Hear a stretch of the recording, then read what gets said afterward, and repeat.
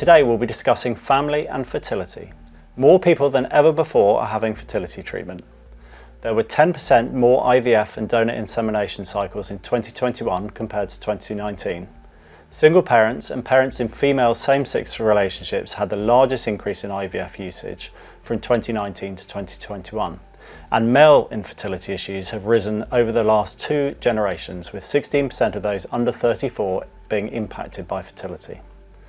According to the 2022 Fertility Network report, over 80% of people felt that their fertility treatment had a significant impact on their mental and emotional well-being.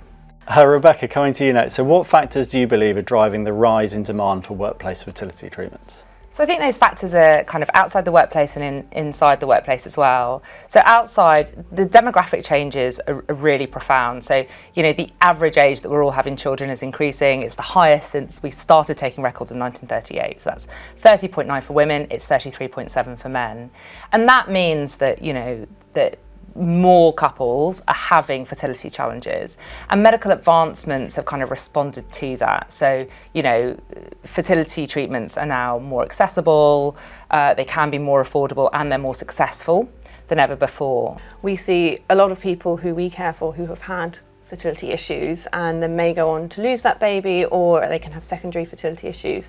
And so when you think about fertility policies, it often goes hand in hand with starting to widen your thinking around, well, what is our response if someone loses that pregnancy? Or actually, if we're kind of saying that this is important to us, what else do we need to say that is important to us? Because it's all part of a spectrum, kind of pregnancy journeys, if that ends in loss, in premature birth, or is a difficult journey to get pregnant in the first place. I didn't meet my life partner until I was in my very late 30s. So that meant that I knew that I was going to encounter challenges moving forwards anyway because of my age. And it was just very, very difficult. I actually did take, I think, 8-9 months out to try and redress my nutritional aspects, my stress management issues. And actually we moved down to the countryside out of London just to try and sort of mitigate some of those key factors that I was experiencing. The journey we had was very much a combination of highs and lows, and some of those had significant challenges linked to it. It's full of various emotions, as the panel have alluded to. We were very fortunate to have some incredible family members, friends and colleagues that were there to support us. So personally, my previous boss at my old firm was hugely supportive and went through a challenging family event himself. So he was a good kind of shoulder to lean on and get some advice around. Physically, there were some changes made in terms of, you know, the various aspects linked to it life-wise. I made some significant alterations to nutrition and exercise routines. So things like eating no red meat, no processed meat, no processed sugar. Sounds quite boring so far, doesn't it?